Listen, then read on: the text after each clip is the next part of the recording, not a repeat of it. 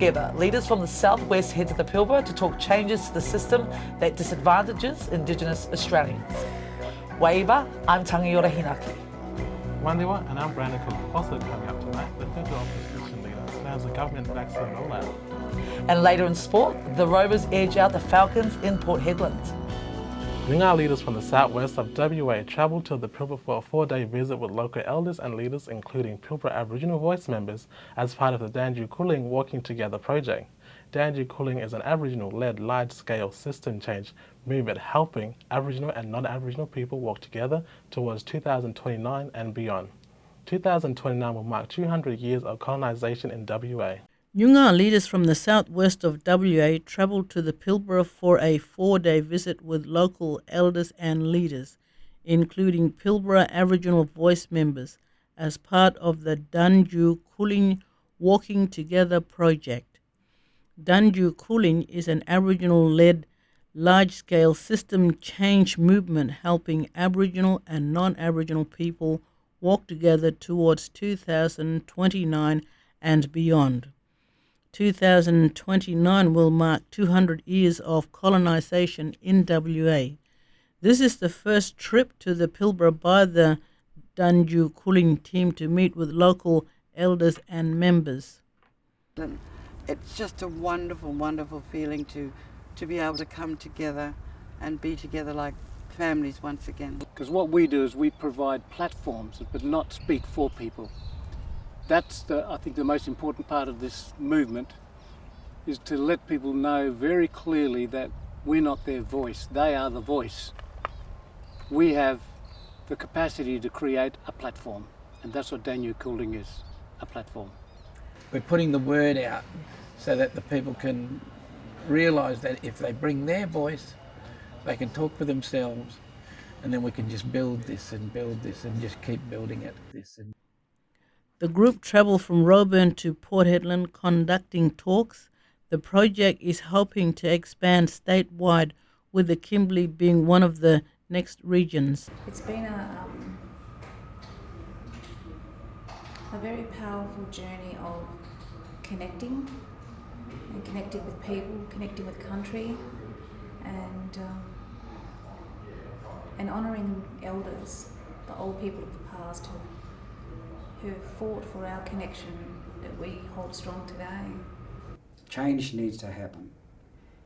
These voices or leadership groups needs to be established, and the best way that we could do it to make sure that Western Australia is properly represented is that the regions establish their model or their concept to make sure they have a voice, and then that would then feed to a state level. The conversations up to this date, and we've only had 2 meetings, have ranged from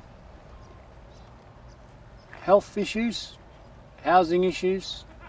They looked at things like cultural connects, things like the relationship between Aboriginals and police, Aboriginals and the justice system.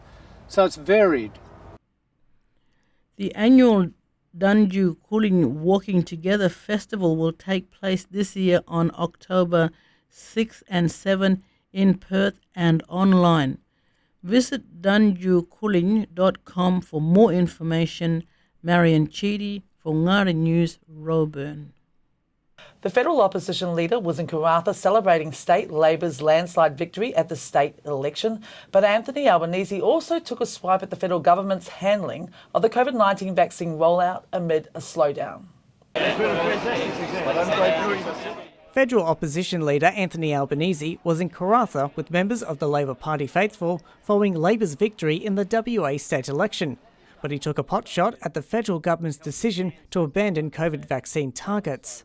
Well, Scott Morrison had one job this year, and it was to get the vaccination rollout right. With just about everything else, he handed over responsibility to the states. But here, he just hasn't got it right. It's been bungled from go to woe. The federal government's planned rollout of the COVID-19 vaccines is in shambles after Prime Minister Scott Morrison admitted the initial target of all Australians getting vaccinated couldn't happen by the end of the year. Rather than set targets that can get knocked about by every to and fro of international supply chains and other disruptions that can occur, we're just getting on with it. The target was abandoned after the Chief Medical Officer recommended against using the AstraZeneca vaccine for people under the age of 50, due to concerns the vaccine may cause blood clots. Previously, the government forecast over 4 million Australians would receive the first dose of the vaccine by the end of March, but according to public figures, only 1.2 million people have received the jab. Mr Albanese says the federal government's decision to heavily favour the Australian-produced AstraZeneca vaccine was a mistake. We said very early on, for a year now, we've been saying best practice was to get 5 or 6 agreements at least in place in order to mitigate risk. Common sense told you that that should occur. But they put all their eggs in the one basket, in the AstraZeneca basket, and now the chickens have come home to roost. And there is a timely reminder the pandemic isn't far away.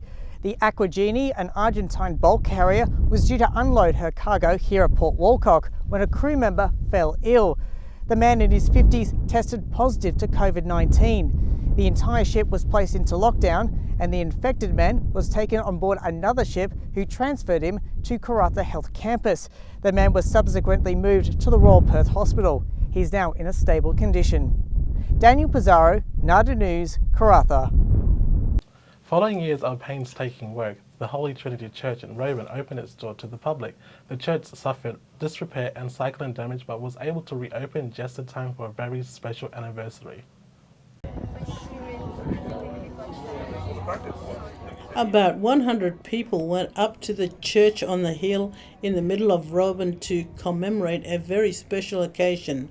The Holy Trinity Church is celebrating 125 years since its first service and has recently reopened following years of disrepair following damage caused by Cyclone Christine in 2013.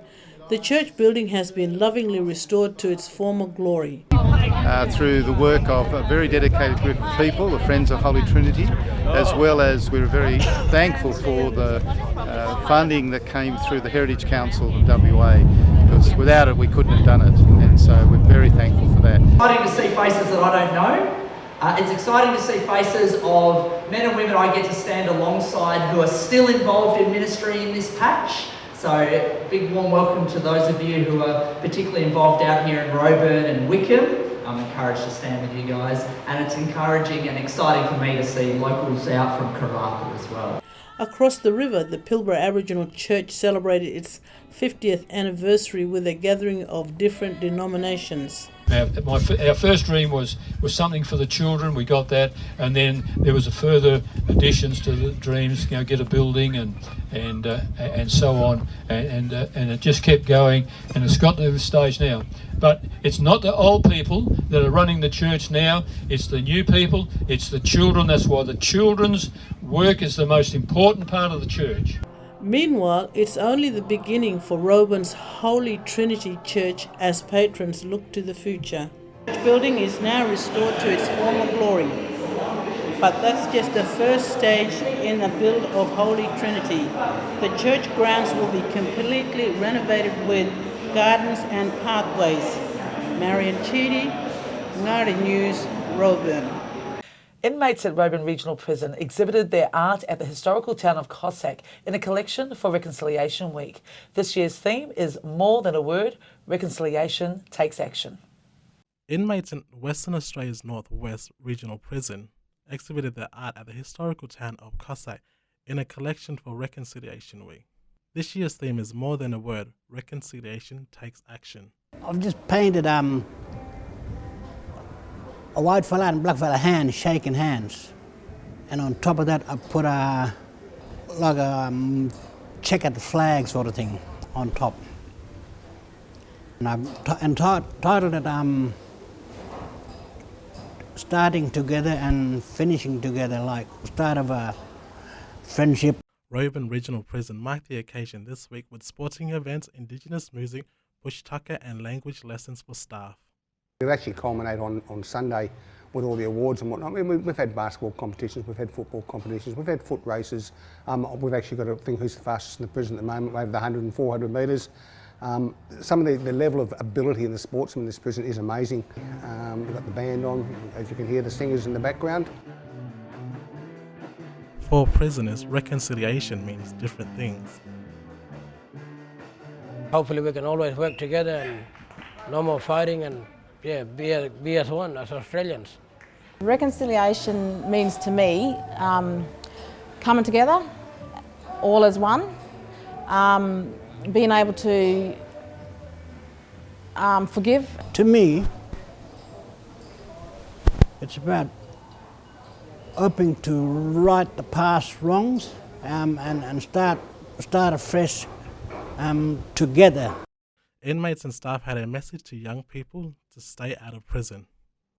Suppose stay away from the drugs and alcohol and things like that, and you can achieve anything in life. Yeah. If we start keeping people with respect and integrity, we'll earn the trust. And if we've earned the trust, well then we can actually say we're united. And it's not until we can say we're united we can actually say we've reconciled. Brandon Cook, NITV News, Roban. Coming up next, Daniel Pizarro has all the sports. Ash Barty is out of the French Open after her earlier hip injury worsened. The world number one was heartbroken to retire during her match against Poland's Magda Linette. What happened today and this week here in Paris won't take away from that. We've had a brilliant time, and it's disappointing to end like this. And we've had, I've had my fair share of tears this week, but it's all good. Everything happens for a reason, and there'll be a silver lining in this eventually. Once I find out what that is, it'll make me feel a little bit better, but it will be there, I'm sure. In the North Pilbara Football League, the Karratha Falcons went up to Port Hedland to meet up with the Rovers for the first time this season. It was great footy playing conditions on the field at Colin Matheson Oval on Saturday night, and it was Port Hedland who used that to their advantage. It was the case of those in the red, blue and white taking on the blue, red and white. Port Hedland Rovers welcomed the Karratha Falcons to Colin Matheson Oval for the first time this season, and the game was an expected toss-up.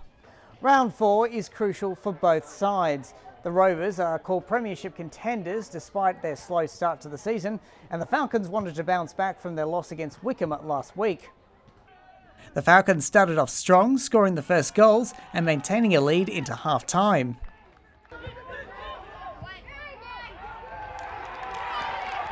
The Rovers had been nipping at the Falcons' heels before taking the lead in the third quarter and maintaining it thanks to several crucial goals.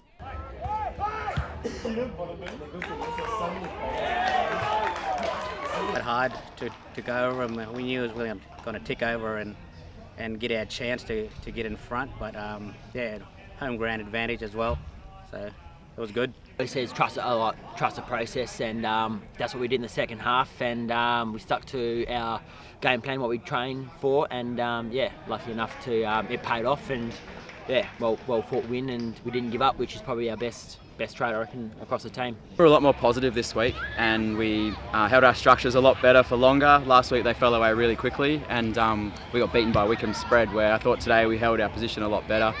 And then we just sort of got tired and got a bit fumbly and a bit lazy towards the back end of the third quarter, and I think they kicked a few goals, and that ultimately cost us and was the margin. The Rovers won convincingly 11-12-78 to 8-9-57, though the Falcons did improve on their previous round performance. The Rovers were also defeated by the Falcons in the reserves by 19 points. In the other round 4 games, the Cats fought off a challenge by the Wolves to win by 17 points, and Dampier retained its top spot on the league ladder with a crushing win over the Swans, 29-17-191 to 6-4-40. Daniel Pizarro, Ngaarda News, Port Hedland. As Copenhagen prepares to host the group stage matches in the European Championships, LEGO this week unveiled what they call the world's largest LEGO football, built by employees during the pandemic lockdown. At the LEGO house in Billund, home of the LEGO brick, everyone from cleaners, designers, kitchen staff, play agents and the CEO have contributed. Together, they built the giant ball using 173,600 classic 2x2 LEGO bricks, a task that took them 150 hours. The football weighs 2.5 tonnes and is over 4 metres high. And that's all for sport. Don't forget the Roban races this weekend. If I'm not at work next week, it's because I got lucky on the punters. Back to you, Brandon and Tangiora. I certainly hope we will see you bright and early next week, Daniel. Now here's Marion Cheedy with the regional forecast. Mudu punga yala Pilbara. Nina bangaring no ay yawarang lipini gariango. Tara Munyan Gando dry as a bone. Pipinyala Mundo Chundu Manala, proper partly Kandarara. It will be 21 degrees in Iramagadu, Pipanyala 20, Chundumanala 21, Marabikurinyala 24. Nawa Yungo Mrnawa, Panima Margora. Thanks, Marion, and that's Ngaarda News for this Friday. Have a great weekend and we'll see you next time. Nawa Manawa.